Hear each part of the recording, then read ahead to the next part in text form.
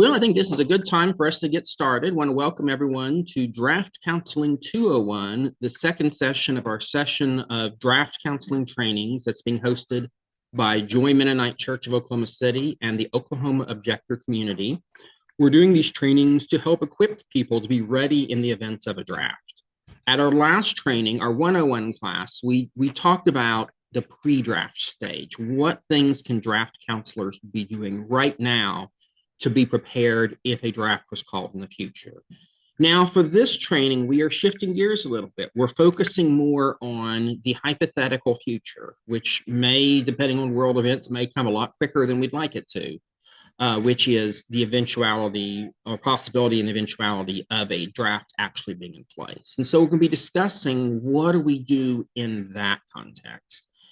I do want to mention my other presenter today is Edward Hasbrouck, who is a longtime activist on draft registration issues, on a whole lot of other things. And I won't, I'll let him introduce himself. He wants to say more in a few minutes, but really honored to have him be a part of this presentation today. And I'll mention a lot of the form of this training actually is from he and I talking some things through. And he gave me some real different ways of approaching this, which I really appreciate. So just to give you a little roadmap of what we're doing the rest of today, these next couple of hours. One of the first things we'll be doing is spending a little time reviewing some of the ethics. I'll begin by talking about the ethics of draft counseling and the legal risk involved with draft counseling. And we'll be specifically talking about what are things that we can do and what are things that we can't do. After that, then, Edward is going to take over from there, and we'll be speaking about the various decision points that a potential draftee might face. In other words, the question is not just what happens at a draft board. There's several points before that where some key things come up. And so Edward is going to be walking us through that. He has a flow chart. And by the way, Edward, I forgot to mention, if you need to share a screen or if you'd like me to share a screen for that part of the flow chart, just let me know. After that, then we'll talk about alternative service, and particularly about both the risks and the benefits of alternative service. Doing alternative service in lieu of being drafted can be a good thing. It isn't always a good thing. So we're going to share some about that. We'll then have a break. When we come back, we'll then talk about the consequences and complications of civil disobedience. That would include choices such as leaving the country, showing up high for induction, outright refusal. We'll talk through some of the risks involved in those different courses of actions. After that, the next part we'll be talking about the draft board hearing itself, how to present the strongest case possible, and what role can either an attorney or a non-attorney advocate have in that process. And at the close, we'll have time for a lot of discussion, questions, and we're really hoping to have some lively conversation at the end. And in particular, I would like to spend a little time talking too about our next steps, those of us who are going through this training, those of us who are in these conversations. I'm hoping to have a few minutes to talk about what we might be looking at as far as building out a network, what that might look like. So if time permits, we may have some time for that discussion as well.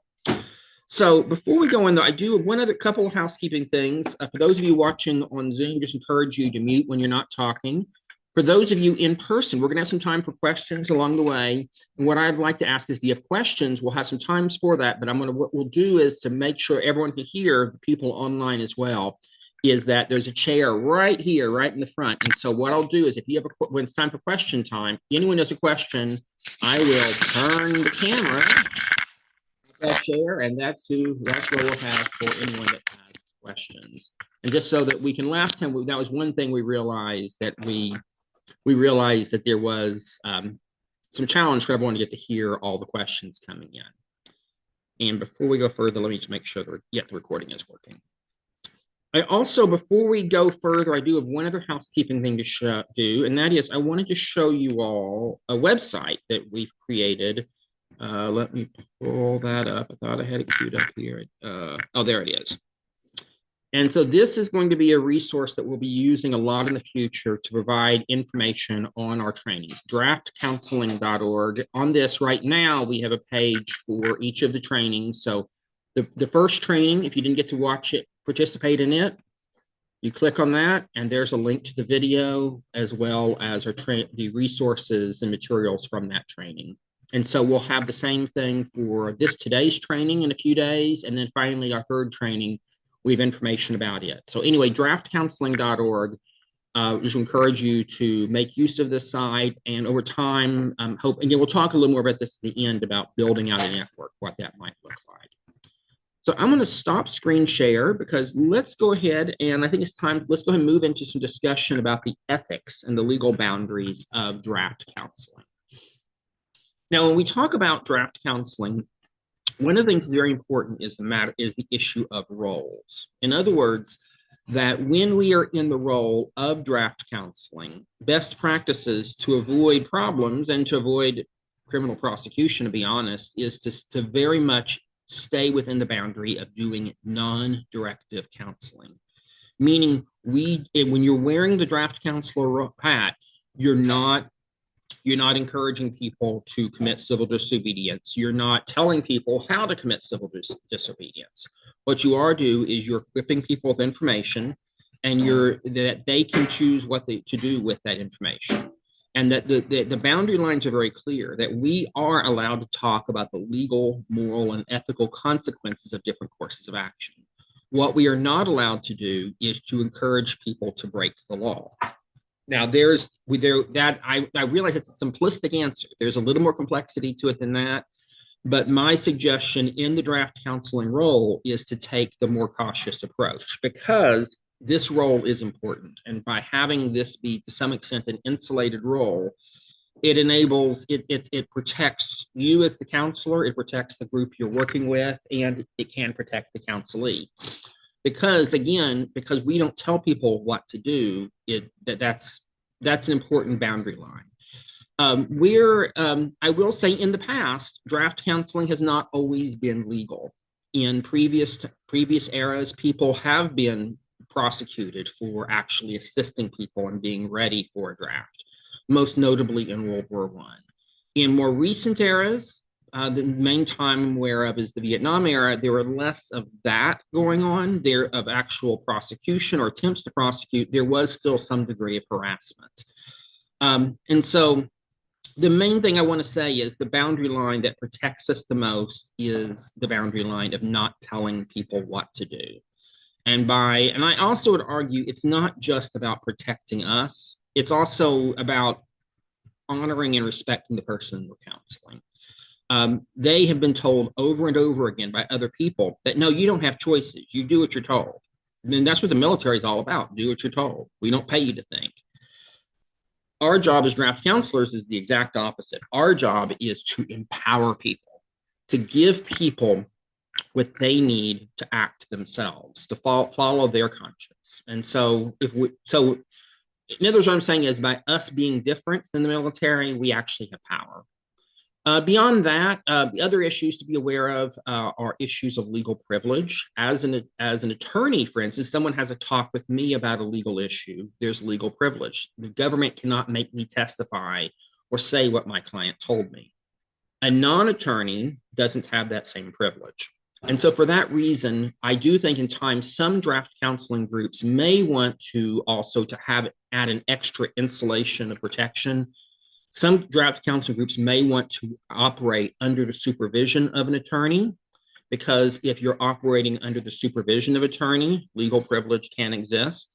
Also, there are other kinds of privilege that can exist as well beyond attorney-client privilege. One of them is clergy privilege, which means that if someone is talking to someone in a clerical context about religious issues, that can be a protected communication. Which means as a draft counseling group, let's say that you're operating with a church as your sponsor. One of the things to consider is actually having some kind of formal arrangement where that the clergy member is formally supervising the group. So there's a lot of things to consider, but the most important thing is much more basic, which is abiding by that boundary line of not telling people to break the law. Now, another thing to remember is there are times that people may need other things beyond what a draft counselor can do. And that's why there's other people in the movement. The role of the draft counselor is a different role. There are other people that may assist people in other ways, both within and without the law. But the draft counselor role, I am arguing that it should be somewhat insulated in a different kind of situation. So before we go on to our next bit of conversation, we'll open up the floor for questions. Anyone have questions about the ethics, legalities of draft counseling itself that they want to ask? Okay, well, let's go ahead and move on then. Edward, well, let me check our schedule real quick. Edward, do you want to start moving us through the various decision points and the ways that draft counselors can help through that? We do have a question. Oh, we do have a question. Sorry. Let me open up the chat. Our question is, we have someone else joining us. Okay.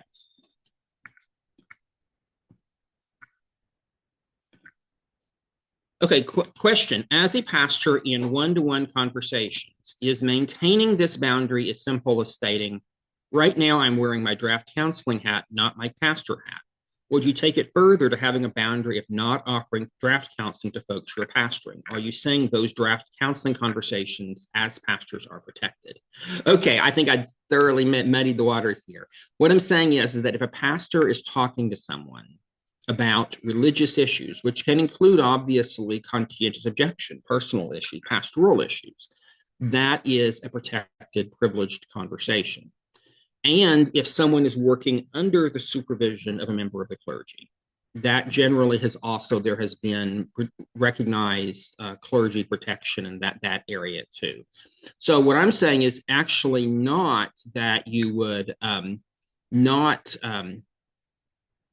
that actually, I would say that in this case, you want your pastor hat on while you're draft counseling, because in this case, those roles are, and we're actually wanting to put the draft counseling under the pastoral work from a legal standpoint. So so in other words, the ideal situation, if a draft counseling group is either under the supervision of a lawyer to take advantage of the legal privilege, or under a clergy member to take advantage of the clergy privilege.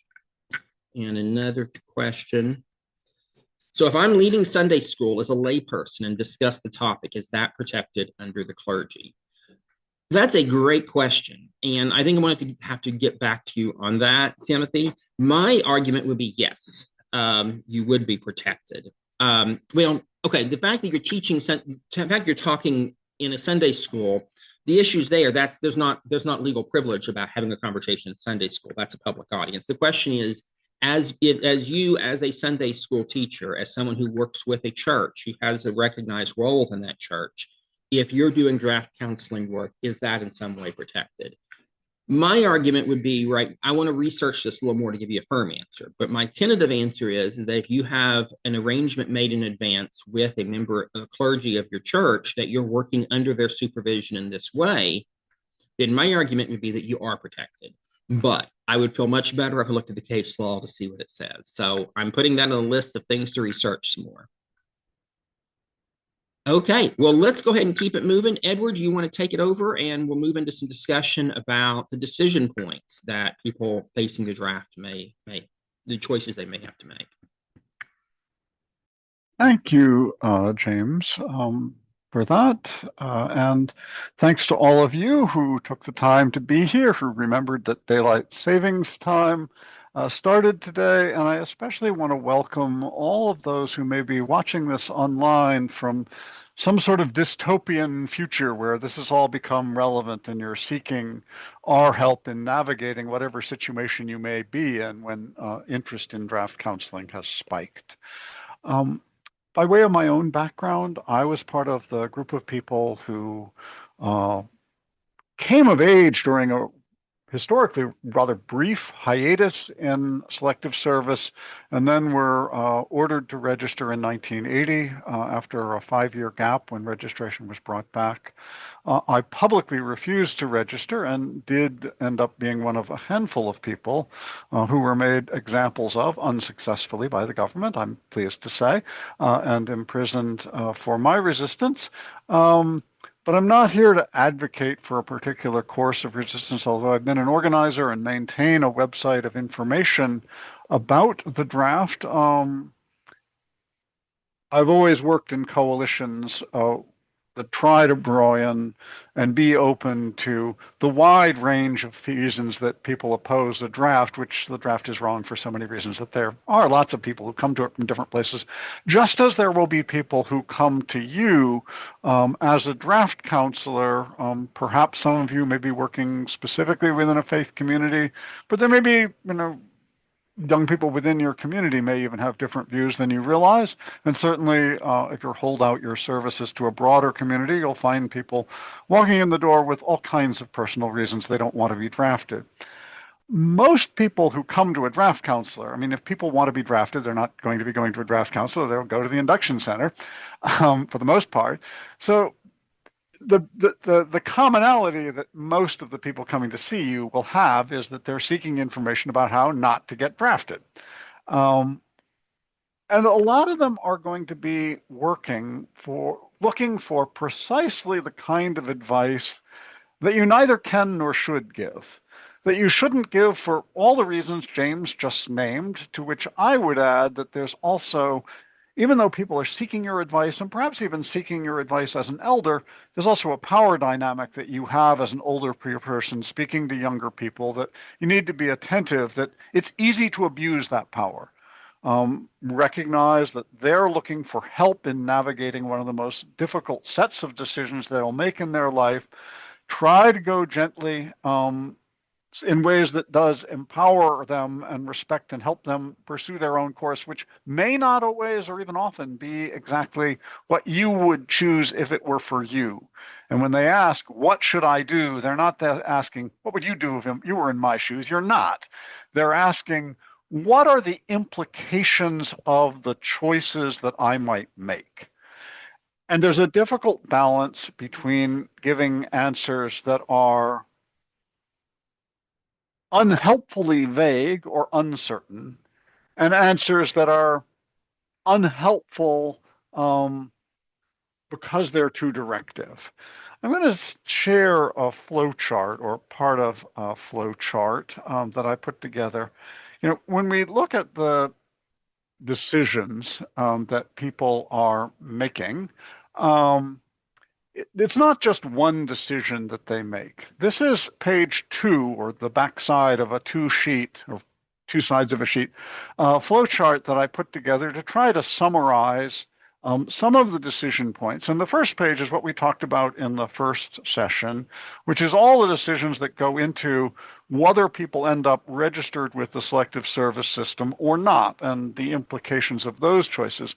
This is what happens, assuming that someone is registered, which might be in Oklahoma or other states today simply because they got a driver's license, might be because they actually deliberately registered, although that's pretty unusual, or in the future, assuming that the change in the law that was enacted last year goes into effect, might be because they've been automatically registered based on some other federal database, having gotten a Social Security number or been counted in the census or whatever.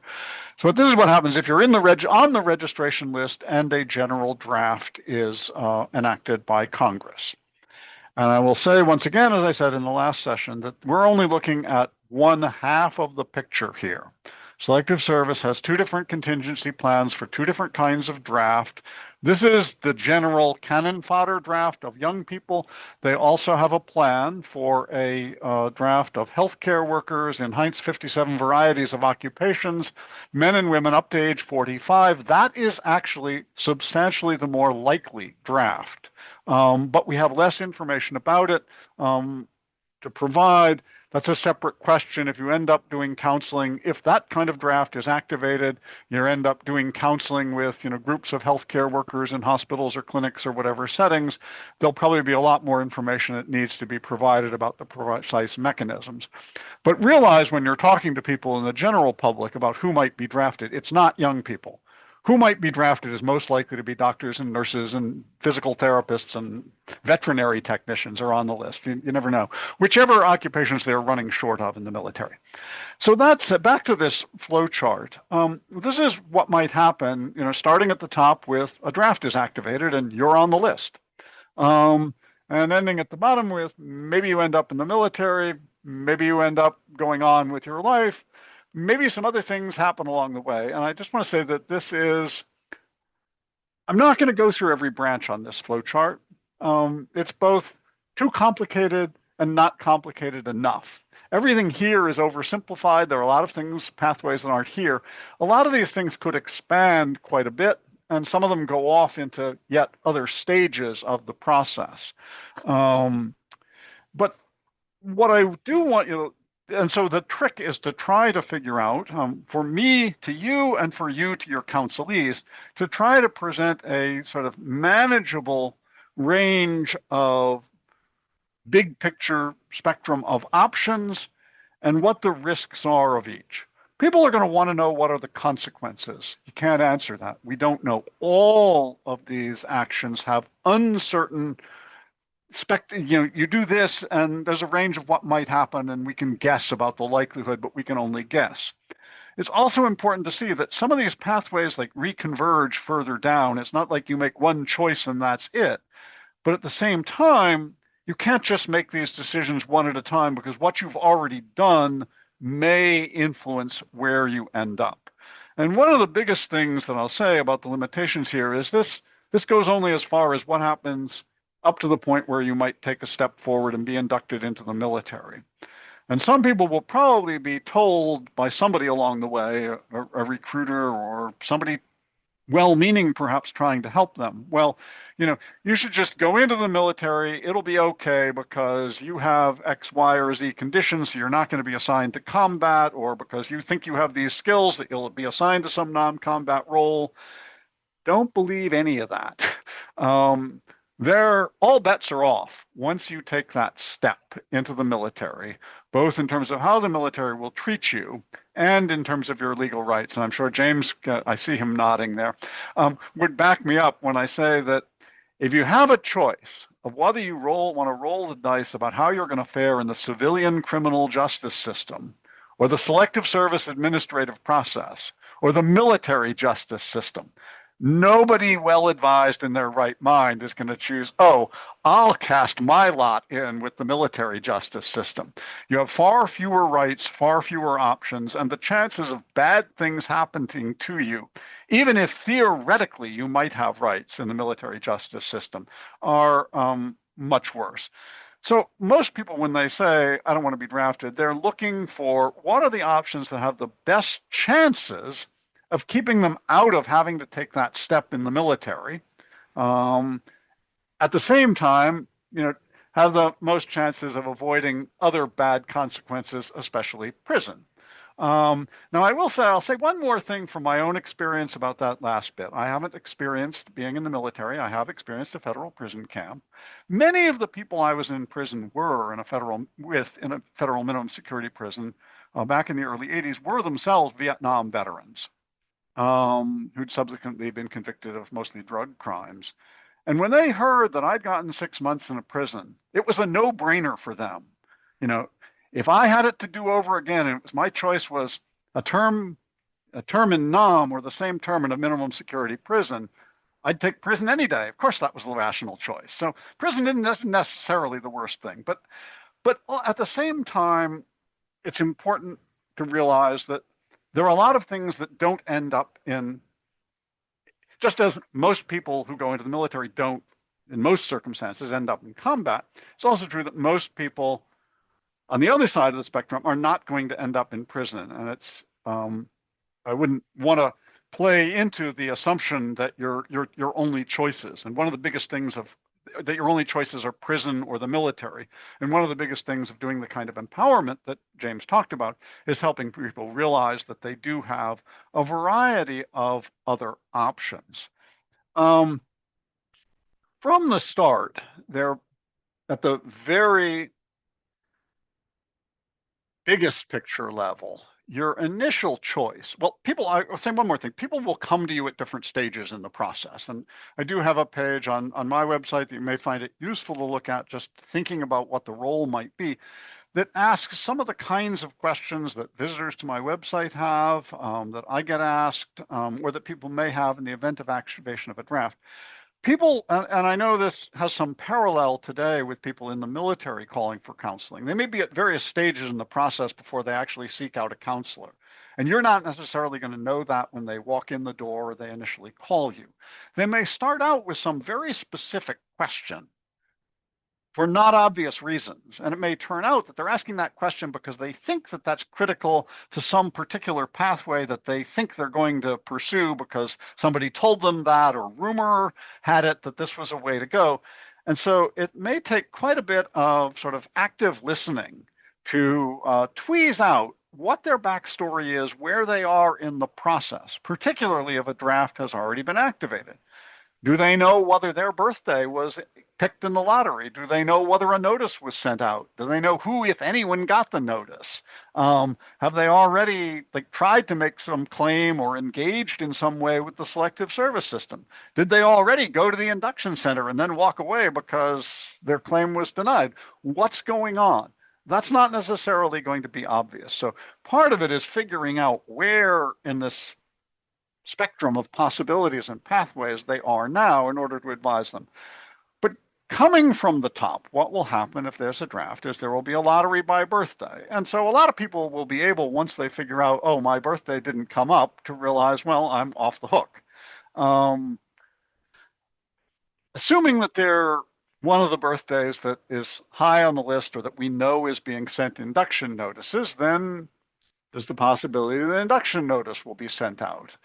And there's a bunch of stuff. We talked some about that in the first session. I won't repeat it all, about whether you want to, respond or acknowledge, or whether you're even going to get the notice. A lot of people won't. But a basic choice is, do you want to acknowledge that you've been ordered to report for examination and induction and pursue whatever legal or administrative claims that you have within that system as far as you can in good conscience do? Or do you want to say, for reasons either that you think it's the safest course of action or that you think it's the reason, the course that will perhaps most obstruct the operation of the draft system, do you want to say, no, I'm not going to come forward and engage with the system voluntarily. I'm at the very least going to make them work for it. But even then, it may be that eventually they'll get around to picking you out to serve you with a certified order, or send the FBI to your door and say, look, here's an induction order. Now you really have to either take a very high risk. Once you've been personally served, you have to either take a very high risk of being selected for prosecution, or at that point, you have to engage with the system and see whether there might be other claims. And at the start, which, again, people are constantly going to be asking you, well, Ms. Counselor, what should I do? And you're going to have to keep coming back to, well, let's look at what the risks on each side are. And on the don't comply side, the main risks are going to be possibly, although pretty minimal at the start, but if the more things go on, again, once they've notified you and they have proof that your refusal is knowing and willful, there'll be a higher chance of prosecution. But there's that risk even from the start. A more significant risk may be that selective service does try to claim that if you, they may try to claim that if you don't respond to the initial induction order, you've waived your possibility of asserting any deferments or exemption. I think that's contrary to the statute and the regulations. There's some contradictory language. It will probably have to be litigated. But it's a risk to recognize that if you don't initially respond, you might forfeit a deferment or exemption to which you're qualified. How significant that is depends on whether you think there is a deferment or exemption that you would be likely to qualify for. If you do pursue claims within the system, and obviously the risk there depend on how likely are you to qualify for a deferment or exemption. And you'll probably, as a counselor, want to develop some sort of checklist. We as counselor trainers may want to develop one to provide you with that goes through some of the questions that you might want to ask a counselee to try to figure out what deferment or deferments or exemption or exemptions might you qualify for or want to seek, to figure out, because if somebody doesn't have much chance of qualifying for a deferment or exemption, there's probably more reason for them just to like sit it out and see whether they actually get picked out to be, served with a certified letter or sent the FBI to their door. On the other hand, or think about other options. On the other hand, if you have a very good chance of being disqualified, then that may lean you toward pursuing a claim under the system. But it's really important here to distinguish, and for you to distinguish to your counselees, that based on the reading of the law and the regulations, you qualify for a deferment or exemption does not mean you will be deferred or exemptions. I cannot overstate the incompetence and the inadequate training and the likely arbitrariness of the draft boards that will be hearing these cases. A great many people will be misclassified, denied deferments, denied exemptions, and most of the errors will probably be on the side of, looks good enough to me, get on the bus to basic training, rather than on not being qualified. So a lot of people are going to be in some edge case place, or even if they seem like they've got a really good claim, they should know that they are taking a risk. If they engage with the system, apply for a deferment or exemption,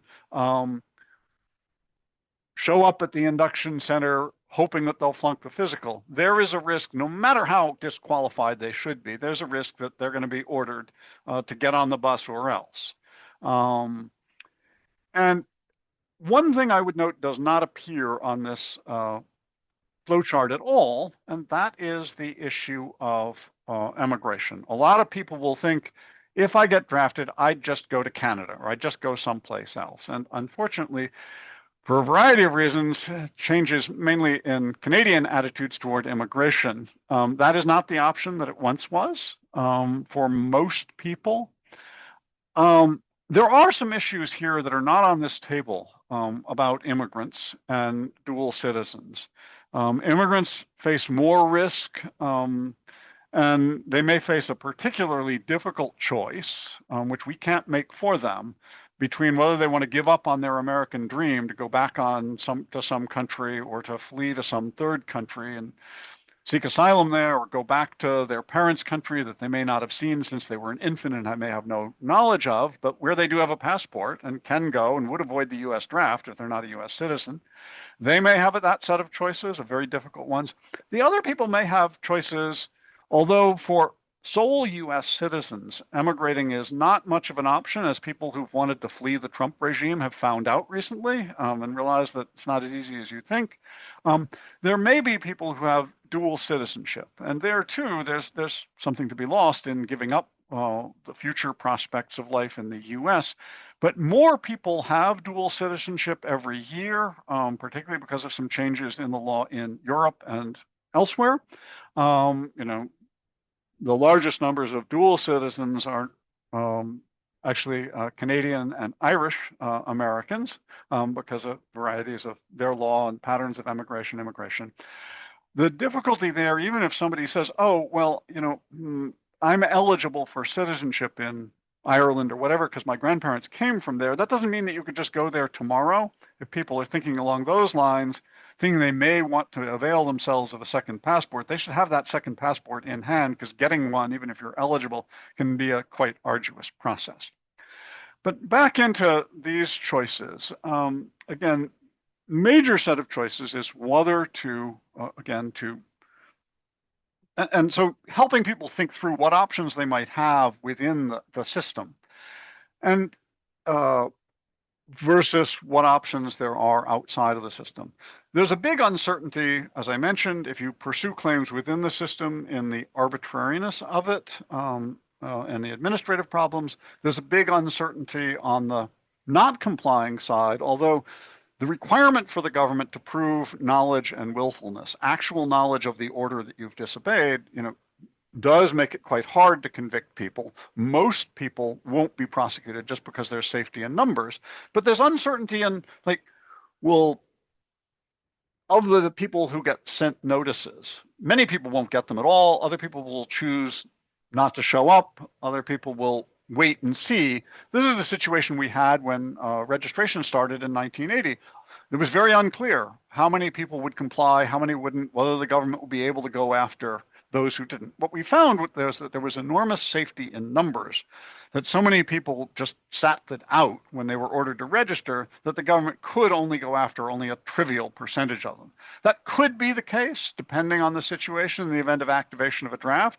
I think it's likely to be the case, but we don't know. And there is definitely safety in numbers there. And who gets prosecuted will likely be those who've made public statements, made it easy for the government to find them, deliberately sought confrontation with the system, not just because of political vindictiveness, but because those are those that the government will find it easier to prosecute. But there's almost unlimited prosecutorial discretion. So if you break the law, if the U.S. attorney takes a dislike to you because of something else you've done, who knows? It's not entirely without risk. Another factor that I would say plays in here in terms of people thinking through the implications, risk-benefit analysis and uncertainty, is that all of these choices can involve a substantial period of limbo and uncertainty. And some people may make choices just because they want to get this over with. And I would particularly point out, lawyers can sometimes counsel, oh, you have these legal rights and you should pursue all those options. And I know a number of people who have ultimately regretted the choices they made to pursue all available legal appeals. Legal appeals are inherently uncertain. But realize that, for example, if you pursue a claim for deferment of exemption within the system, you have 3 levels of administrative appeal to a state appeal board, a national appeal board, and then to the director of selective service before you're even eligible to go into court. And then you have, a district court and then a circuit court of appeals. That whole process, if you draw it out, on the one hand, you can delay your induction, for a couple of years. On the other hand, not everybody wants to put their life on hold for a couple of years. Some people at some point in that process will say, I want to get this over with. The other thing I would point out that I think is particularly significant for some people is understanding that even if your claim is granted, you may not find the outcome to be what you wanted. If you're medically disqualified, you're medically disqualified. That's very much, I think, a crapshoot as to who will be medically disqualified. But particularly with CO claims, we have very little knowledge of what kinds of work people will be assigned to under what conditions. And it's important. People tend to imagine that if they're classified as a CO, they'll end up doing the work that they imagine they'd be willing to do as a CO. And it often doesn't work out like that. There's a long history of people being assigned under different wars, under different regimes, with different kinds of frameworks, being assigned to work that they ultimately found was unacceptable for one or many reasons. It smacked too much of supporting the war regime as a civilian. It smacked too much of submitting to an authoritarian regimented regime, although on a civilian side.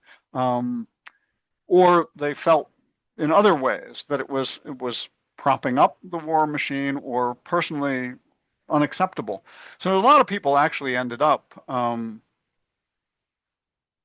being classified as COs, assigned to CO status, and then refusing to do it, which put them back into the bucket of people shown on this flowchart that might get referred for, if they were again ordered for induction after they renounced their CO claim or walked away from a CO assignment, then you could be back in the bucket for prosecution.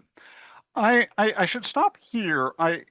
Again, I haven't tried to go through every pathway here, but I hope I've given you some sense of the kind of process of assessing where you're likely to end up in a probabilistic what risks are you taking so that people can weigh the relative risks. Which risks do you want to take?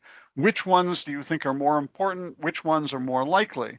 So that they can figure out before they go into this process how they think it might play out, and so that they neither are surprised by what happens or come back to you later and say, look, I was told that I qualified for this or that, or that this would happen. You really don't want that. But I think that by helping them understand the uncertainties, but also helping them understand the likelihoods. You can enable people to make more informed choices about the risks that ultimately they're taking those risks, not you. So I'll turn it back over to any questions and to James. Okay, so for our questions, what we're doing, just make sure everyone's here, is for those of you in the room, we have if you can move up to this chair here to ask questions, and we'll move the camera around real quick. Questions, and also if any of you online have questions, go ahead and ask them in the chat, and Ed and I will do our best with it. So I know we have at least one question here in person. There we go. Ed, so you did mention something about dual citizenship. So what is the general way that it works when one country is at war and one country is it not, or maybe one country reinstates the draft and the other is out of it, and you're a dual citizen and choose to then relocate to the country that's not at war? Could you give me a little bit more info on how that works? Yeah. Well, different countries are different in how they assert this. It's often a problem many people have emigrated because they don't want to be drafted in other countries after all. But in terms of US law, the US, you are subject to the US draft if you are either a US citizen anywhere in the world, or you are a person of any or no citizenship who resides in the US. Now, there's some immigration categories that are not or considered non-immigrant visas. Most foreign students, interestingly enough, this may come up, most foreign student visas are technically non-immigrant visas. H-1 visas are non-immigrant visas, so those people aren't subject to the draft. But most people who are either a US citizen anywhere or a resident of the US, regardless of citizenship, are subject to the US draft. So let's suppose that you are a dual citizen of the US and Germany, and you move to Germany. You can still be drafted. There's a draft board with jurisdiction over Americans living abroad. You can still be prosecuted. The statute of limitations doesn't run, so you could still be liable for prosecution for refusing an induction order if you were a dual citizen living in some other country, even if you come back to the US 30 years later. So it's not a great situation. You could avoid that only if you not only leave the US before you've gotten an induction order, but renounce your US citizenship before you've gotten an induction order, which honestly is not really a great option. Some people may be tempted. It's going to depend on the degree to which they feel an engagement with the US and where they want to pursue the rest of their life. But renouncing your citizenship, particularly if you've grown up and you identify as American, a fair number of people did that who had gone to Canada or other countries during the Vietnam War. A fair number, not all. I know some of those people who are perfectly happy living out their lives without coming back to the US, but a fair number of those people regretted it. I will say that. So it's pretty tricky to get out of it. Does that answer the question? I'll add on that one other wrinkle of this is, and I can specifically speak to Canada, I can't speak to other countries, I can speak to Canada, is that a person cannot be deported from Canada if you're a Canadian citizen, you can't be deported out of Canada if you're a Canadian citizen. You also are not, that extradition, you cannot be extradited from Canada specifically for draft evasion in the US, because draft evasion is not a crime in Canada. For you to be extradited, the law you have alleged to have been broken has to have been a crime in the country where you're at, as well as the US. And so in practical terms, if you are a dual national US Canadian citizen, if you moved to Canada, got your draft notice, blew them off, then there's not a danger of you being arrested in Canada. There is a danger potentially someday of you being arrested if you come back into the US or into your US jurisdiction. Now, one other wrinkle is that they have to notify you. And as you'll see from the flow chart, that's one of the key decision points is, do you accept service of process? Do you accept the certified mail slip? And so in the situation, if you were a dual national living in Canada, I could see there being some complications with the US being able to successfully prove that you've been notified, which is necessary to actually prosecute you. So I think if someone is a dual national, I think it's something worth. But I would also share Ed's position about why most people would not want to renounce their U.S. citizenship. And I'll throw this out here: I've known people that have gone to Canada and end up getting their Canadian citizenship after many years of struggle within the Canadian immigration system, but they have maintained their U.S. citizenship. And in one case, I worked with someone who had been gone for 18 years, decided finally after 18 years, even though he had Canadian citizenship, he wanted to see his dying mother in the U.S. And so we fought through the U.S. system to get him a plea deal to be able to deal. This was an active duty service member, but to face the music, we ended up having to go to trial, but the agreement was no jail time. So in his case, I think he was very glad that he didn't renounce his U.S. citizenship because it did enable him to come back and to do it in a negotiated way. Now, the important thing was he wasn't crossing that border without a deal in place. And so by maintaining his U.S. citizenship, it gave him the ability to have some room to negotiate. I think you could also forfeit like Social Security and other kinds of things that you would have been guaranteed as a citizen. I mean, I don't know if that's true or not, but if you renounce, I'm saying if you renounce. Correct. Yeah, you could. Yeah.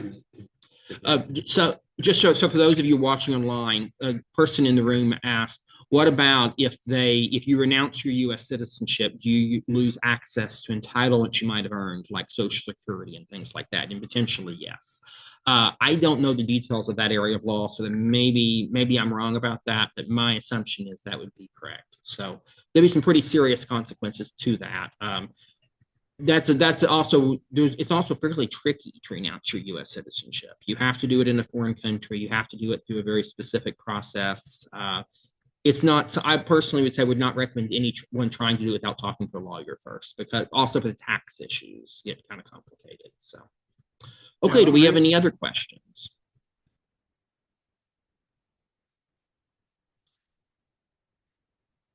Well, for a few minutes, Ed already touched on this for a little bit, but I wanted to touch on this some more as well, which is the issue of alternative service. And one of the reasons I particularly want to talk about alternative service in this draft counselor training is for two purposes. One is I think it's important for us as draft counselors to know the pros and cons to alternative service. There are some significant benefits that many have experienced from doing alternative service. We heard actually here at Joy Mennonite last month after we had our training, when we had our church service immediately afterwards, we heard from a conscientious objector from the Vietnam era who did his alternative service, living right here in this building actually during the time. And he had a tremendously powerful, life-changing experience. And I know other people who have. There are other people who did not have good experiences. And I've read a book from the World War II era of a conscientious objector who faced some pretty bad situations in his alternative service. He ended up dropping out, ended up doing federal prison time for it. But in the end, he chose prison was better than the alternative service assignment he was assigned. And that comes up. I think one of the reasons I want to talk about this issue is not just to understand some of the dynamics of it, but also to understand that if it works like it has in the past, the selective service will likely enter into memorandums of understanding with organizations, including many peace churches, to provide the alternative service programs. That is what happened during the Vietnam era. For the Mennonite church, I know that they formed Mennonite Voluntary Service, which were MVS houses were established in major cities across the United States, where those doing alternative service lived there. They did their work in the communities. I know in Oklahoma City, it was a lot with working in public schools, but I know that some places it was psychiatric hospitals, it was conservation projects, all kinds of things. But the important thing was the churches organized these programs. And my fear is that what is going to happen if those programs do not exist? So in other words, just because the government says you can do alternative service, if the alternative service programs do not exist then I think there's an open question what might happen. And so the reason I want to talk about this is to say to the peace churches and to secular organizations as well, we care about how making sure people, conscious objectors, can do alternative service, is we need to get off our butts and start making those programs a reality. To some extent, some existing programs can be configured to work in this context, such as MVS units today largely serve as a gap year kind of thing. There's no reason that couldn't, but the problem is that needs to be scaled up in a much bigger way to support the number of potential people doing alternative service. Also, to bear in mind, it's not for the peace churches, it's not just about your members. The reality of it is that there will be many people from many faith traditions, philosophical traditions, who will need to do alternative service.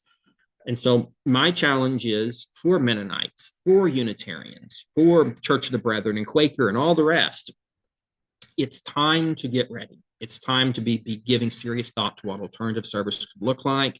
We don't want to leave this to the government to figure out.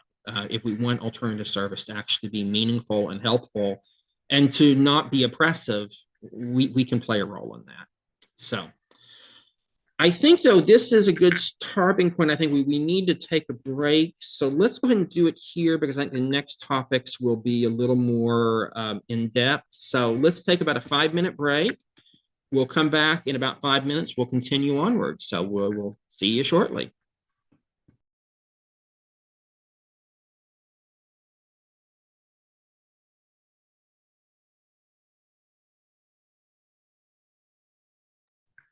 Okay, we'll get going again. We've had fun. We had a few old friends have joined us today, so getting to catch up with a few folks here in person, and just really appreciate, by the way, everyone who's participating in person and online. So, and those of you watching the recordings, thank you to you too. So our next bit of conversation, we're going to touch on this briefly. We won't go into a whole lot of detail on this, but I think it's important to talk to you a little bit more. And that is the issue of civil disobedience in the context of the draft. Civil disobedience is when someone makes a conscious choice to break the law, knowing fully the ramifications, the implications of it, but is doing so for the sake of higher principles. And there's a wide variety of ways that someone could engage in civil disobedience in the context of the draft. Some of those, of course, would be outright refusal, not responding to a draft notice. Other things would be leaving the country, as we've already talked about, which has its own set of problems, but may be an option for some. Another issue that I think is a more interesting one, and I don't think we have clear guidance on how this might play out, would be what if someone showed up for induction high, particularly if they did so in a state where it is legal to consume, say, cannabis. In Oklahoma, you can do so with your medical card. In California, Colorado, and a whole bunch of other states, you don't even need that. So you're engaging in legal conduct under state law, at least. Could someone be prosecuted if they showed up for induction if they were high? Or could they be in trouble if they flunked the drug test? I would argue they can't be in trouble for flunking the drug test itself because it would simply show that they consumed it, but that's legal under state law. The feds have said that they are not appropriating any money to prosecute anyone who's in compliance with state law right now. So effectively, it is legal. So I think it's an interesting question, whether that would work or not. My concern personally is that taking aside the legal issues, I think practically speaking, if the military wants people, I'm not sure that they're going to care that much if someone has a negative drug test in the moment, particularly if they're looking for cannon fodder. Now, if it's a special skills draft, they might feel quite differently about that. We don't know.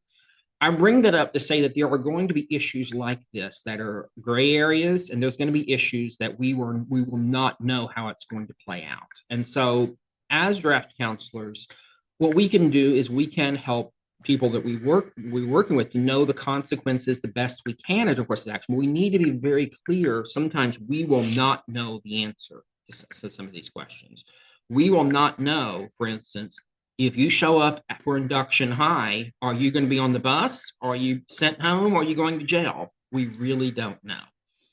And so that's one of the things I want to mention in this arena of civil disobedience. It's just to be as counselors, our job is to equip people, help them to make their own choices. And part of that is also telling them when we don't know, we don't have clarity. And so we can touch on this more as we go along, but I wanted to at least address that.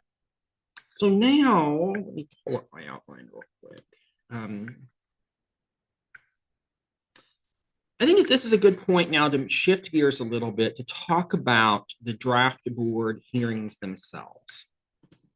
And so this is in a context where if you've used that flow chart that Edward showed us a little bit ago, and someone has gone the path of saying, I want to be recognized as a conscientious objector, or I want to be reclassified in some other way, such as on health grounds or any of the other grounds, often what that is going to result in is going to be a hearing before a local draft board.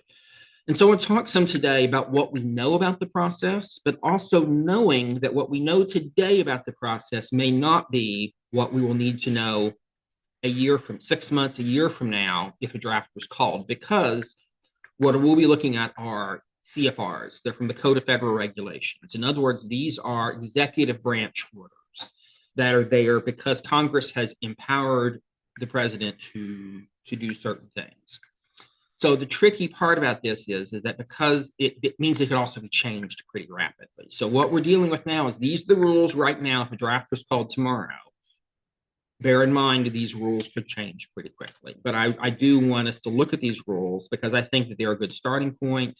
And depending on how it plays out, these very well could be the rules themselves. Before I do that, though, I want to talk just a moment as well about conscientious objection in the active duty military context, because I think understanding that may help us to understand better how it may work in the draft context. In the active duty military context, someone who is in the military but who has had a change of heart, who no longer believes in war, there is a process they go through to be recognized as a conscientious objector.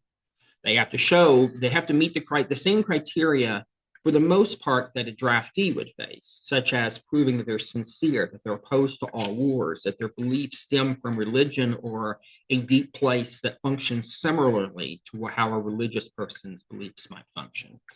In the active duty context, there's one other criteria. You have to show that your beliefs have crystallized or fixed themselves in fixed form sometime after the point you enlisted. So when someone is in the military who's had that change of heart, who meets those criteria, they write up a detailed application. They submit that to their command. They get interviewed by a chaplain and a psychiatrist, which is a military psychiatrist, which this is something different. That does not happen in the draft context. The active duty context does. But then you have a hearing before an independent hearing officer. And so those hearings in some ways have given us the best chance to see how some of these principles might be applied in the modern era. Now, again, the problem is not all of the issues are completely analogous.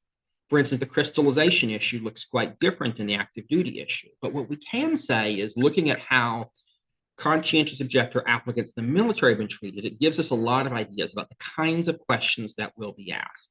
For instance, the number one question my clients get asked over and over again is, tell me about what video games you play. They almost always ask that question because they want to see, are they playing first-person shooter games? And if they are, you better have an explanation about why you're still playing them. And so I always talk to my clients and say, hey, do you play video games? What kind of video games do you play?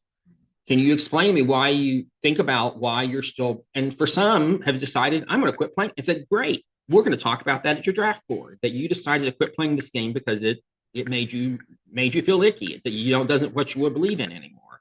Other people have said, I understand the concept of fiction. This is fiction. Fine. Be ready to explain that.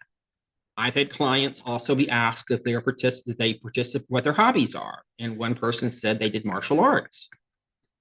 Of course, we knew that was coming. So I coached my client. They were ready to say, explain to them why participating in martial arts, which generally doesn't kill people, is different than war. That was easy to do, but they needed to be able to explain it.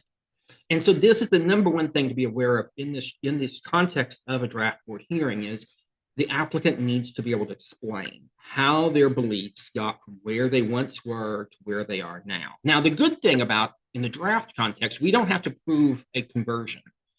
In other words, someone who joins the military, they sign a paper at enlistment saying, I am not a conscientious objector. That's one of the things is buried in the paperwork in the enlistment contract.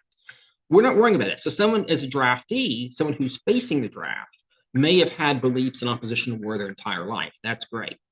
But however they get there, they need to explain why I believe what I do today and how I got there.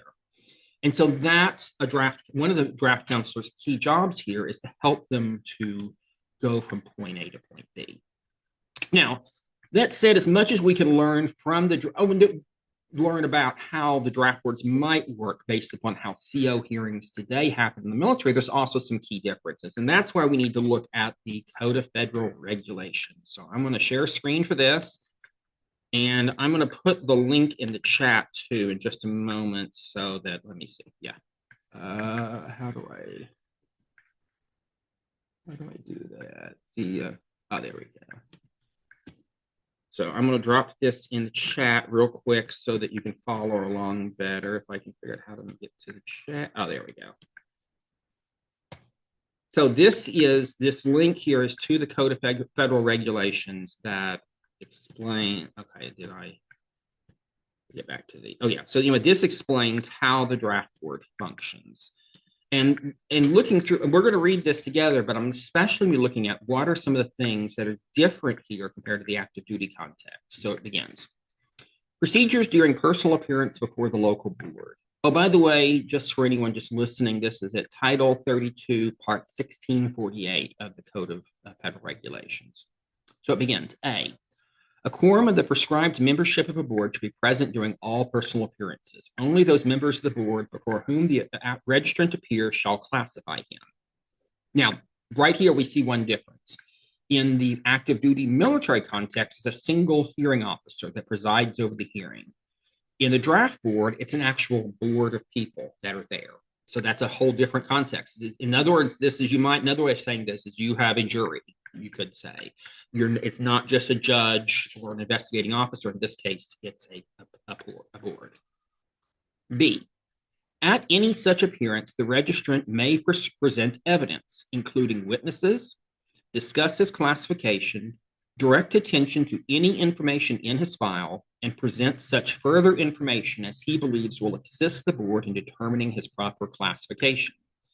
The information furnished shall be as concise as possible. So much of this is very similar as in the active duty context. In this case, the applicant can present, of course, will want to have witnesses. These are people that will testify on the applicant's behalf, testifying about this person's sincerity, testifying about the ways that their beliefs against war have been manifested in their daily life.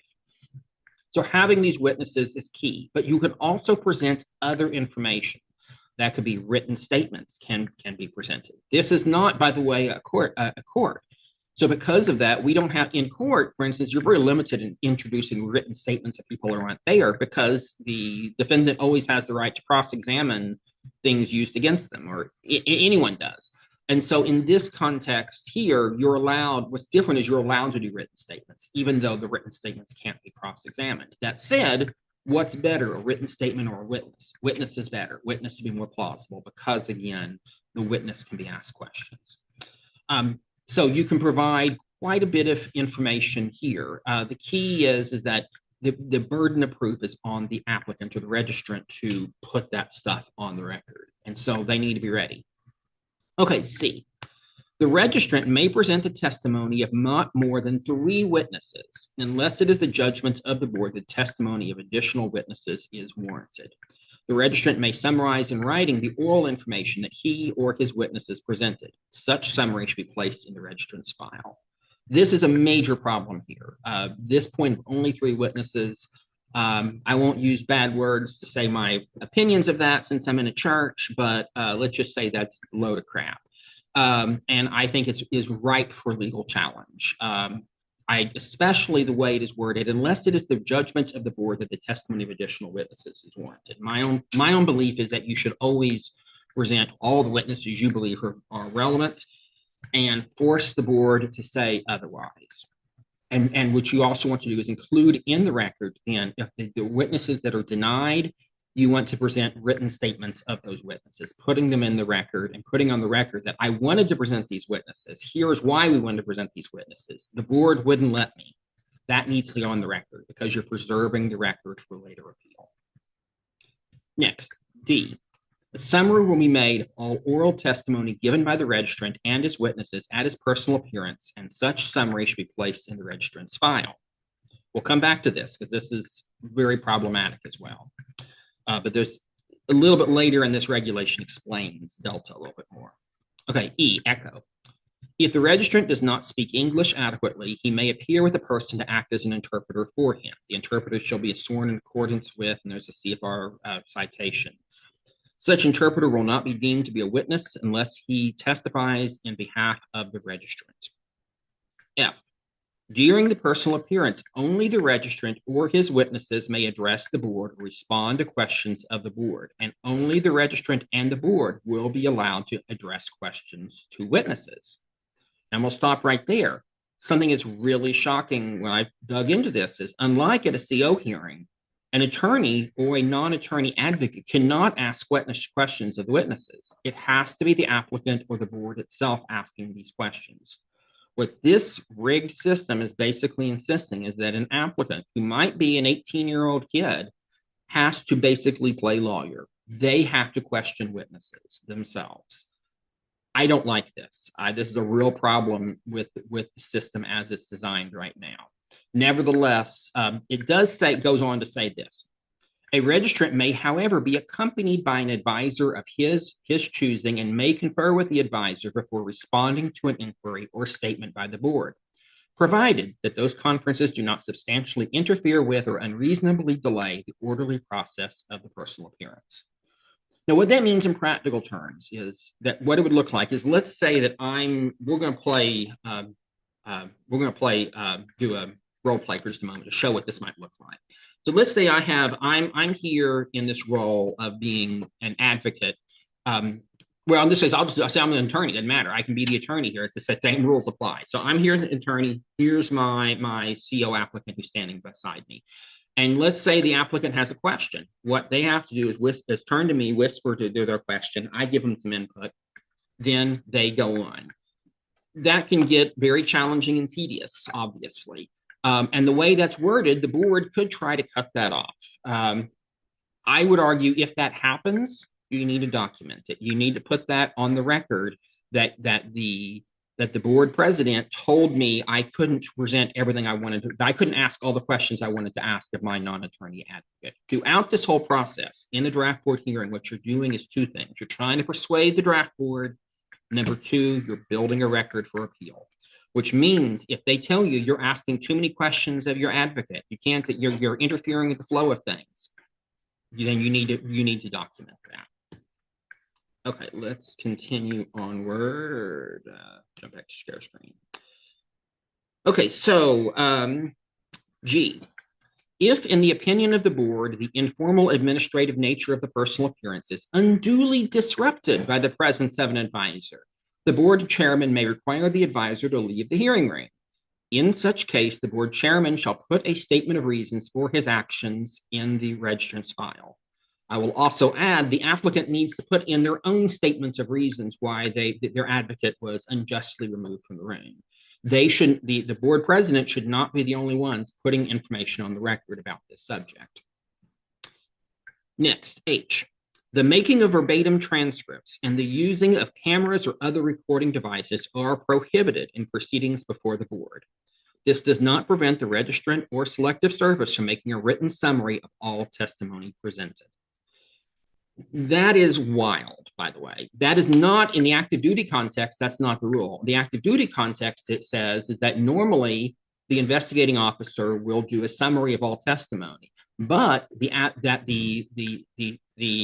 applicant can request to have a recording done, and if a recording is done, it has to be shared with the other side. I will tell you my standard practice, and I've done probably 15 or 20 CO hearings at this point in the active duty context.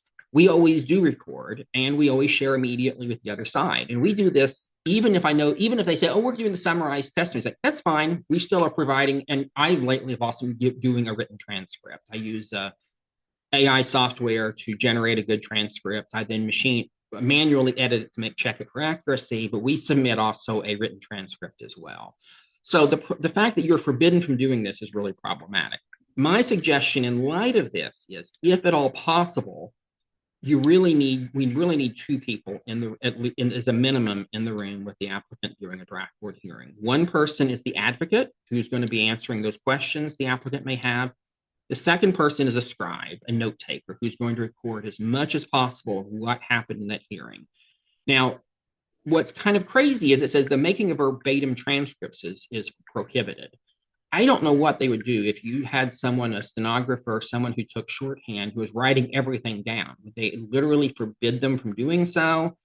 I personally would love to test that out myself. So I personally would like to bring someone in for that purpose and to push them on this issue.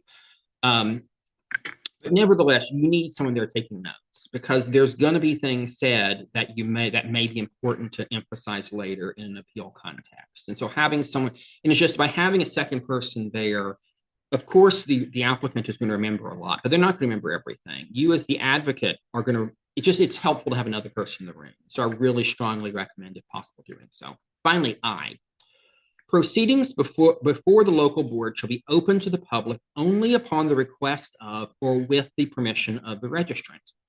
The board chairman may limit the number of persons attending the hearing in order to maintain order.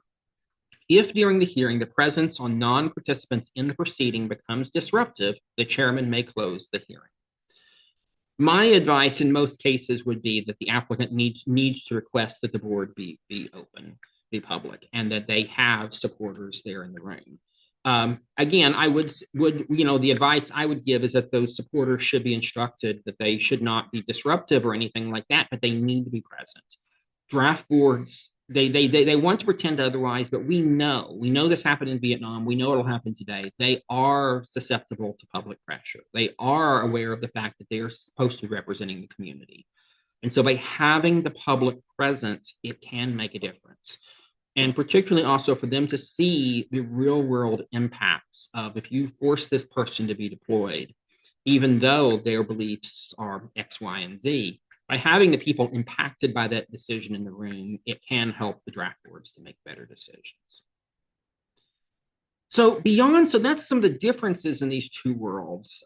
Let's talk now a little bit about what the draft counselor's role in this whole process would be. In other words, what does a good draft counselor need to do when you have someone who is set for a hearing at a certain date? What are the things that the draft counselor needs to do to help that person to be ready for the hearing? Well, first and foremost, was we just learned, unfortunately, the advocate, either an attorney or a non-attorney in this advocate role, can't ask the questions.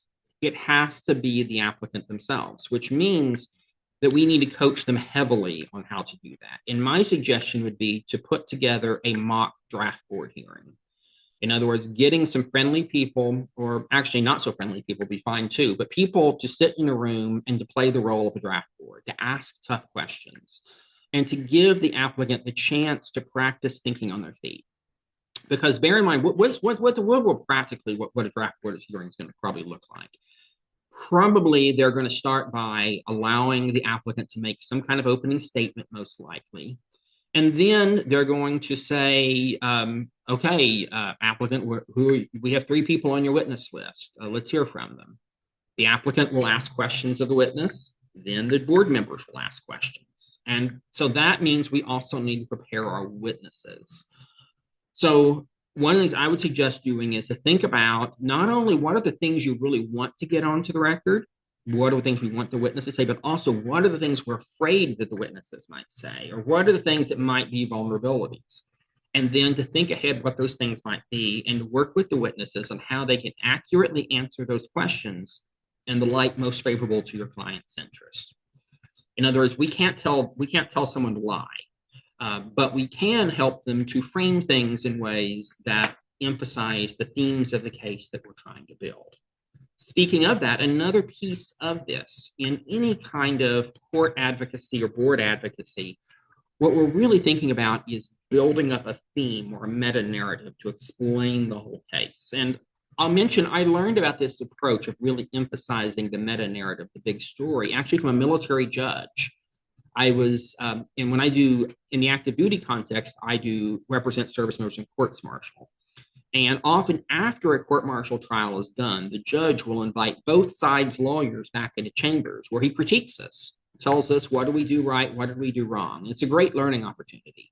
Usually, sometimes they invite me back, sometimes they don't. But when I do get invited, it's a great learning experience. And one of the times I remember the judge saying afterwards, telling the opposing counsel, like, you did some things well here, but the big problem was I never knew what your story was. I never knew what your point was to this. You never sold me on the big story. And Mr. Branum, he told me a story. I knew what he was arguing for. I did not know what you were arguing because you didn't have a story. And that stood out for me ever since then, that I always think before I go into any proceeding like this, what is our story? Where are we trying to take the decision makers to? In other words, if I'm going into this, the decision makers, their opinion is they're going to be skeptical. They've taken an oath to do certain things. They have their own biases coming into the room, but they have an agenda. And I know they have biases and they have beliefs at the beginning of things. I want to take them from where they are now to a different place. How do we get there? That's the story. That's the narrative. In other words, it gives the decision makers themes that they can understand, that they can relate to, and helps to convince them of what we need them to be convinced of. And then I think once you've established that theme, you keep coming back to it. And so my suggestion is when working with the applicants in this process is to work with them to develop that theme and then to encourage them to come back to it again and again. They want to mention it in their opening statement. They want to, when they're questioning witnesses, they want to find ways to bring out that theme again and again. And you keep coming back to it because what you repeat the most often is what sticks. Along with that, though, another element to remember is there may be hostile witnesses there. Now, I think it's less likely in the draft court hearing context, but I don't think it's impossible either. The way it's worded is I think it's at least possible that the draft board may come into this with some that they either may try to bring hostile witnesses or that they may have things in the file that are at issue. And so another thing for the applicant is to practice how do you ask questions of someone who is not friendly to your position. And one of the key things is that, and this really is a lawyering 101 kind of thing, is that when you're talking to your witnesses, friendly witnesses, you try to get them to elaborate. You encourage them to wax rhapsodic, to talk and talk and talk if it's your witness, if they're making good points.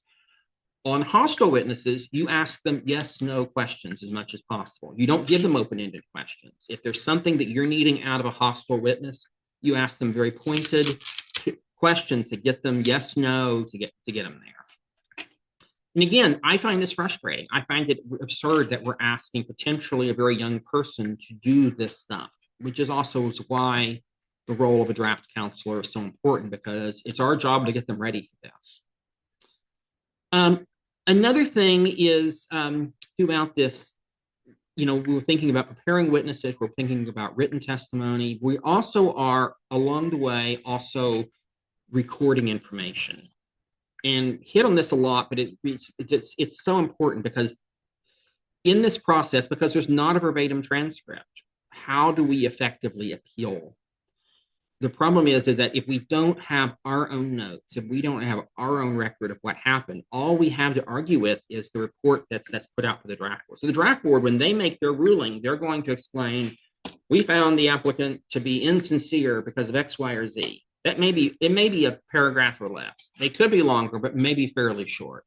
And if that's what you're stuck arguing with for appeal, it's just that they're wrong, that's not going to go very far. If instead you can say, the draft board made the wrong ruling because they heard testimony from this witness who said this, this, and this, and they heard testimony from this witness who said this, this, and this. And also, they didn't let three of my witnesses I wanted to speak. Now you have a good appeal case because you can show that they made mistakes in how they heard the case, that they denied you witnesses you should have had.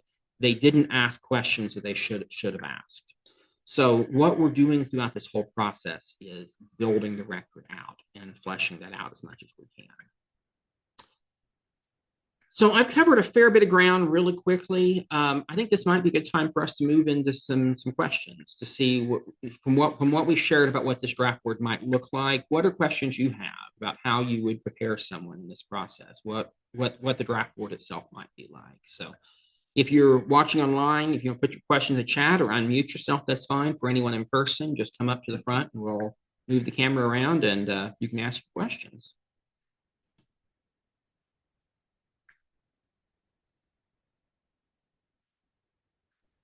If and also, I might while add, we're waiting, I'll mention we have been putting some good stuff in the chat.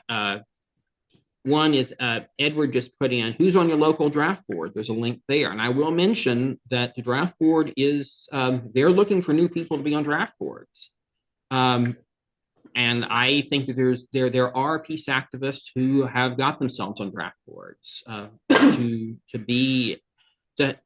they're making an oath that they're going to follow the rules, but the issue is being on the draft board as a sympathetic person, even if you're going to follow the rules, is a very, very good thing.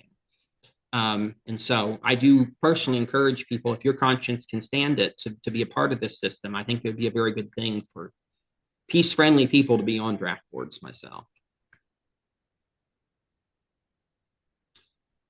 Randy. I would just, if I might add to that, regardless of whether you choose to be on a draft board, and the recruitment of new draft board members was paused last year for unspecified reasons. It's not clear whether they're going to change the process, so they're not actually taking any new applications now. But regardless of what you think about volunteering to serve on a draft board, it's worth finding out who is on your local board and talking to them. You can both establish a dialogue that may help educate them about some of the diversity of views and the basis for some of the views of people who might come before them. They've probably never talked to anybody. They've barely thought about this. They spent, an hour or two in some online training. They applied for the job because it was an easy way to get a presidential appointment that they could use on their resume. It will be, I think, helpful to you in shaping your planning to interact with them if you understand who they are and where they're coming from. And so I did get, through the Freedom of Information Act, the most recent list of draft board members. You can look up your county, or in some cases, there's a draft board for a group of counties. Many of them don't have a quorum currently, so we don't know how they'd function. What that would mean, unless they change the regulations, is that they'd have a lot of last-minute people who've only just been appointed in the midst of a war mobilization, who are likely to be even worse than the present members. But establishing a dialogue, they've probably never had anybody walk in their door and say, I'd like to talk to you about your role on the Selective Service Local Board. Absolutely. Okay, we have a question from someone here in person. Yes, you applied for a position on a draft board and you told them, you're a Quaker. Wouldn't that automatically disqualify you? No, they're, at least when they, That's in a the great past, they have been desperate for members. Almost nobody wants this job. It's a useless job. Haven't been activated in decades. It doesn't pay. Why would you want it? And they also want to have at least some token representatives of peace churches, because part of the point is they want to legitimate the process. And the existence of this process legitimates the draft, even for a lot of people who aren't COs. They want you, believe it or not, on the draft board, which may be one reason you don't want to serve. And James and I could probably argue about whether it's a good idea for such people to volunteer, but they actually want you. And they're so desperate for warm bodies that as long as you're not obviously disqualified, if you put your name in your hat, once there's a vacancy, you'll probably get appointed. Would the vote on a draft board be, if there's 6 people there, would it be 3-3 and there's no decision, or 4 to allow the exemption? Do they vote? Would a draft board vote go to the majority vote?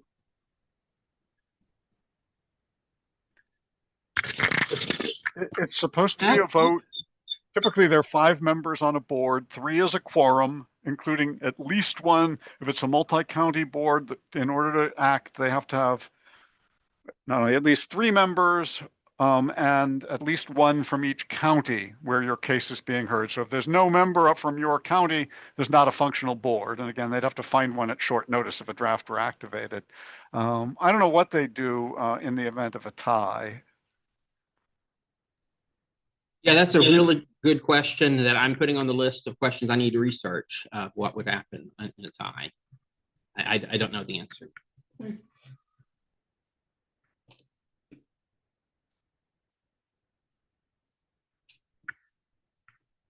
Well, what other questions do we have?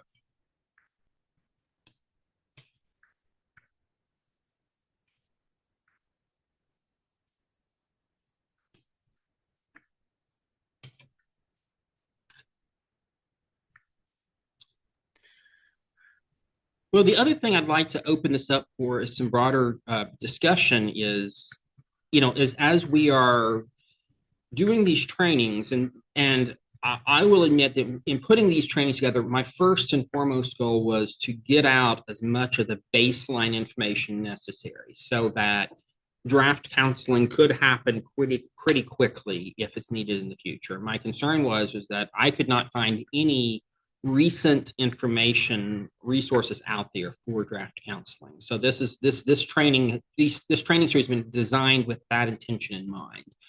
But now that we have one more training to do that we're doing in May, and then this introductory series is done. And so the next stage of this is moving beyond this, is looking at how do we now build out a network, a functional group of people to actually do draft. In other words, it's great to have the training in the can, to have that recording out there.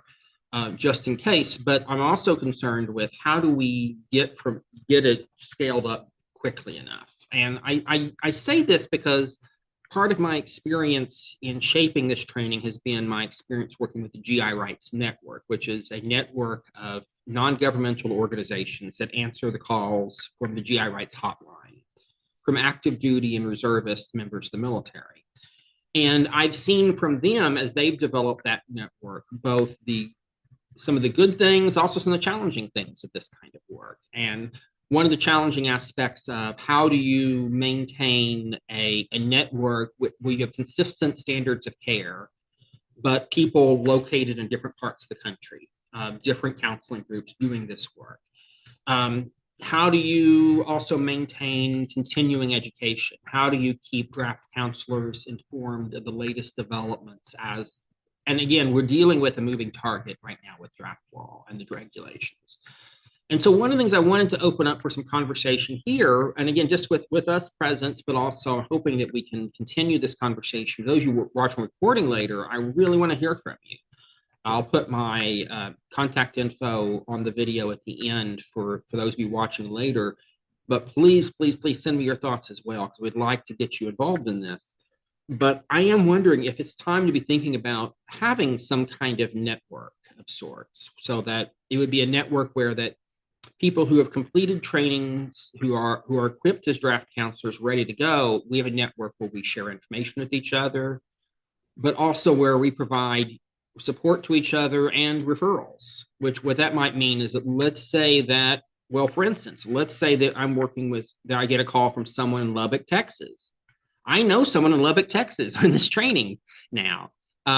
In the same way, different people in different parts of the country, that us knowing who all's out there and available to do this work would be a very useful thing. So I guess and also I'm curious for how such a network might work with also some of the other institutions and structures. I'm thinking about peace churches, but I'm also thinking about secular organizations. And this last piece that piece is really important. If you look at the demographics in the United States, many growing numbers of people are not religious at all. And there's people like me and several others in the room, we have kind of offbeat religious beliefs. So there's some people like, that's not my jam at all. I don't do religion. I'm not going to turn to a religious group for help with these kind of issues. I think it's really important that we have secularly based groups as well doing this work. And again, it's great when folks who are not religious can say, hey, I'm going to work with religious people, and that's not my thing. At the same time, there's often really good reasons why people don't want to work with religious folks. And so I think having this kind of network, being including not just historic peace churches, but also a broad range of groups would be a very useful thing. So let's open this up for some conversation. What do y'all think? And I got one person. One, I just wanted to note that Timothy in the chat suggested that likes this idea. UCEUs as events progress, let other activists in the city know they can provide help. Okay, so I apologize if I missed this, but what are the, I spaced out some, but what are the mechanics of initiating the draft board session? Yeah, from the time someone gets their notice to just rehash. How do I get before the draft board, or how much time do we have if someone gets a notice? Ed, could you speak to that a little bit? You're required, the regulations require that you have at least 10 days between when you receive an induction notice before the induction date. And the current regulations require that you make any claim for deferment or exemption before the ordered reporting date for examination and induction. So, and in some ways, for some of these things, you sort of get two bites of an apple, because you could, for example, put in a claim for medical deferment, and even if that's initially denied, you might still flunk the physical that they'll give you when you show up for induction, but you're better off doing it, in advance. If you want to put in a CO claim, you'll be given, a process, and it's not yet entirely clear how that will work, whether there'll be some central, web application through which you submit it, whether you're required to mail it in. We don't really know, because they don't have any of that infrastructure in place yet. In the past, every local board had an office with staff, full-time salaried staff as clerks, in every county, and they work through that. They don't have that infrastructure at all. They've said that they may be renting spaces as offices for local boards or hiring up staff, but we really don't know what the mechanical process will be for submitting that claim that will then go into the maw of their scheduling. If it is the kind of claim that entitles you to a hearing, which includes both CO claims and certain other kinds of claims. For example, there's some hardship claims where you might be entitled to a hearing to make your case as to why it will be a hardship, because you need to take care of your aging or incapacitated, relatives or whatever. We don't know what the process will be, but we do know that, you can't count on more than 10 days by which you'd have to submit the original written claim.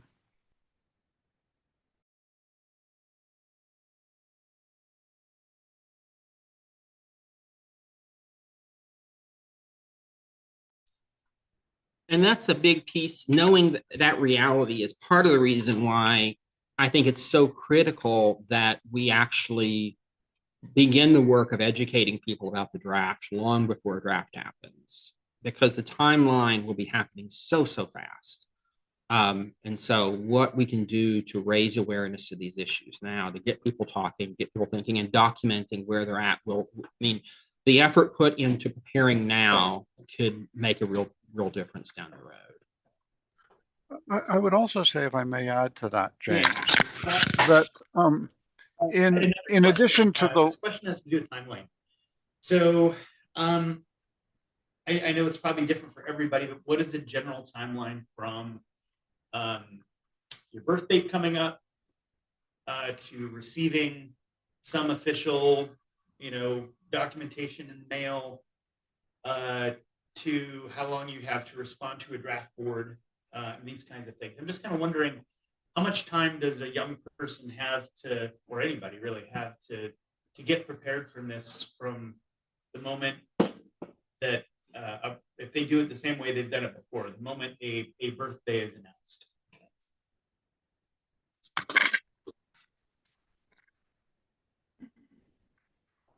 Well, they won't be doing it the way they did it before. That much we know. I mean, they can't because they don't have that infrastructure and they're using a different process. So there are two steps in terms of what people would happen.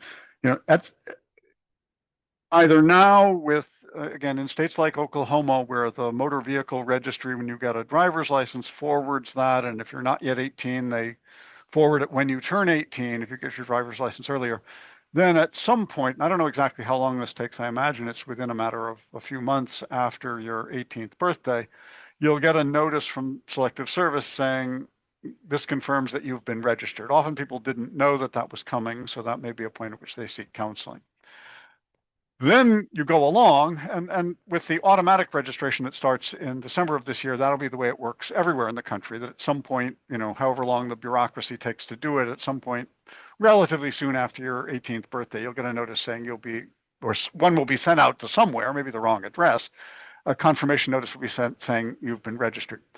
Then if a draft is activated, there is a timeline, a hypothetical timeline, from when Congress votes to authorize a draft to when they'll actually be ready to start sending out induction notices. That's several months long, and many of the decisions about how it will work won't be made until during those several months. So there'll be a lot of publicity about the fact that a draft has been enacted and there's going to be a draft lottery.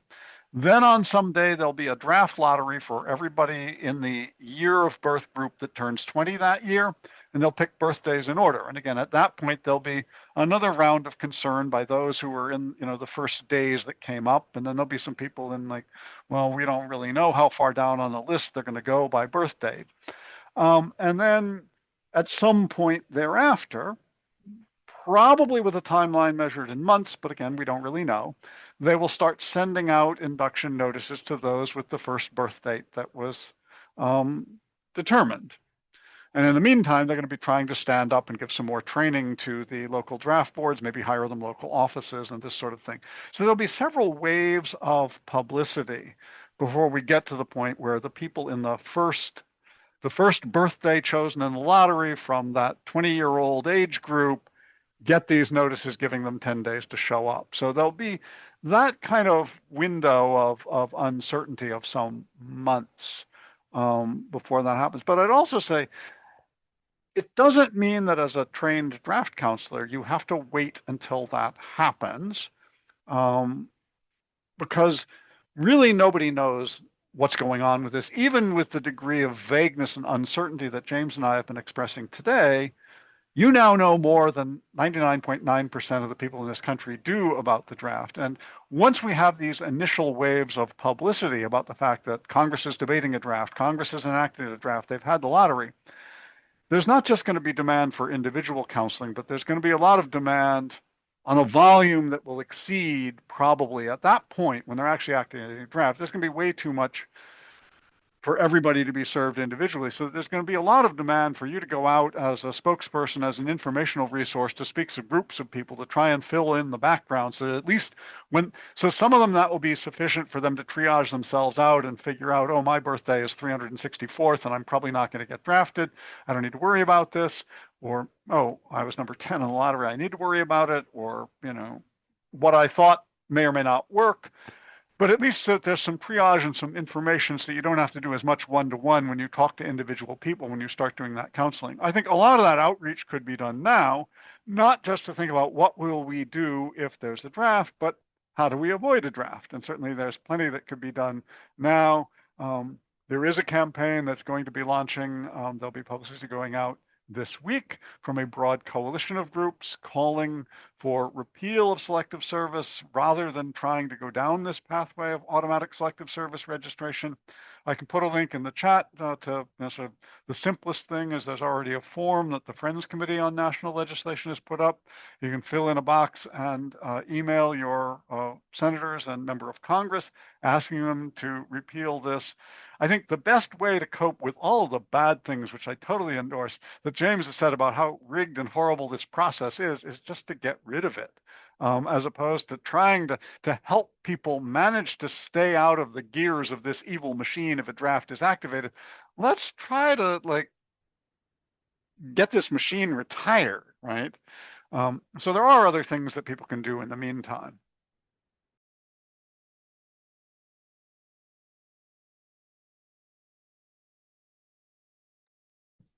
Absolutely. And that's where I think that I think now is a really important time. I think that the risks are higher than they have been in a while, but we have some space and time to organize and to get ready. And if you look at, and one of the things I'm hoping over time too is we can learn more, talk to more people who did draft counseling in the past to find out what happened then, how did they function, how did that work. And I think there's a lot of people in our communities that did draft counseling in the past that we need to tap into their wisdom. We need to find out how did it function. I know here in Oklahoma City, I've done just some cursory research with local media archives, and what I found locally was that it was a mix of church groups and student groups mostly. Especially the university's student governments were actually often sponsored draft counseling projects, which kind of blew me away. And so it's hard to believe in today, but that actually did happen then. And so I think that we can learn from that. And I think, again, it's a very similar dynamic as today, and that many of the people most interested in the issue at this moment are religious peace people, but the people most targeted are not necessarily going to be religious. And so how do we bridge that gap? And how do we be, and I think the tricky thing too, as religious peace people, for many of us, and again, I'm speaking most of the people in the room right now, that we're coming at this from one perspective, but we're engaging with it with people who are coming at from a different place. And that's okay. That's great. That's how it works. By the way, speaking of the different ways people arrive at this issue, I do want to mention for those of you here locally, at 3:30 today, when Joy Mennonite has its church service, I'm going to be speaking as part of the service about the story of a draft resistance effort. Some draft resistance happened right before World War II in the Thana'atham Nation, which is a tribe that's on the U.S.-Mexico border in southern Arizona, and the story of Pia Machita. And he was a man who, depending on which media account you read, was either 86 or 88 or 90. Everyone disagrees on how old he was. But he told the men in his village in 1940, when the draft had already started up in preparation, the anticipation the U.S. would enter World War II.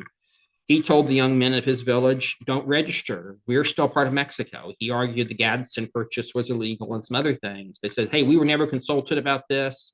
We are our own people, don't register. Well, the government sent their federal agent to try to force registration, and so his people beat the tar out of the federal agents. A few broken ribs are involved. And again, as a peace person, that's a little bit jarring, violent draft resistance. Nevertheless, that's exactly what happened. And so then what did the U.S. government do? The U.S. government was paranoid about the fact that Japan might invade the U.S. by way of Mexico through the Southwest, and that they would use these indigenous folks who didn't. It was a wild situation. The U.S. government used this as an excuse to send in a plane to try to track down this group, more federal agents and also some local people. They ended up arresting him, Pia Machita and his group. In the end, I think initially they prosecuted 11 of his people, but only 3 were actually convicted. He was sent, and it was interesting. They did not prosecute them for draft refusal. They prosecuted them for the assault, which it was easier to prove up. And also the local draft board, they had already said that, yeah, we're going to exempt them because they're illiterate in the English language. And at that point in World War II, that was a requirement to be drafted, that you had to be illiterate in English at that point in time. But nevertheless, they prosecuted him. He did some time in federal prison, but then was pardoned due to political support. And what was interesting was the local newspaper in that area in Tucson actually editorialized on his behalf 2 times. And so I bring up that example to say that draft resistance looks like many different things. And sometimes it looks like what Pia Machita did. Sometimes it looks like, also for those of you in Oklahoma, the story of the Green Corn Rebellion, in World War I, a triracial movement that took up arms against the U.S. government because they did not want to be drafted into World War I.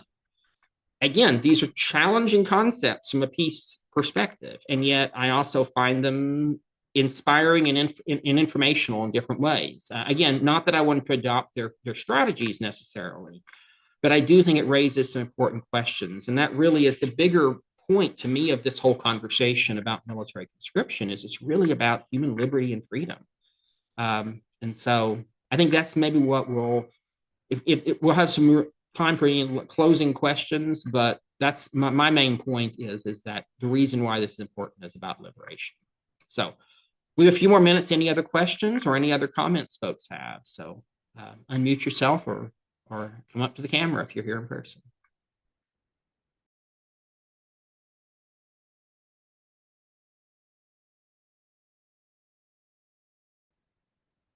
Well, I want to thank everyone for participating in this. Just a few last reminders. Remember our website, draftcounseling.org. We will have a recording of this presentation up, hopefully by tomorrow. And I am planning to do a big social media push once we have this recording ready to go. So I'm going to send out an email about this to everyone who's here today. But please, if you have a chance, share this with your communities, share this with your church groups, community groups, share it on social media. I really am convinced that anything we can do right now to raise awareness is a really good thing. And also stay tuned. I believe our next one will be in May. Yeah.